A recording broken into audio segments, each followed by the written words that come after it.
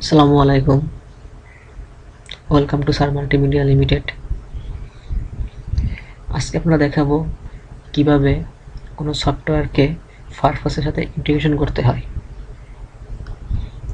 আসুন শুরু করা যাক।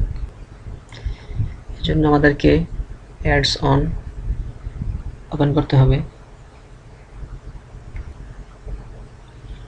এরপর আমাদের এক্সটেনশন ওপেন করতে হবে।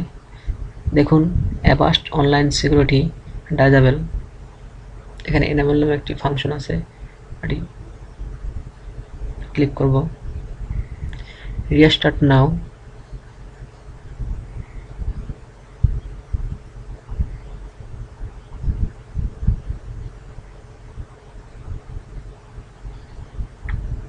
অ্যাভাস্ট অনলাইন সিকিউরিটি দেখেন আপনার ফায়ারফক্সের সাথে ইন্টিগ্রেশন হয়ে গেছে এবং এটি এখন এখানে এই যে কাজ করছে। আজ আর নয়, আল্লাহ হাফেজ।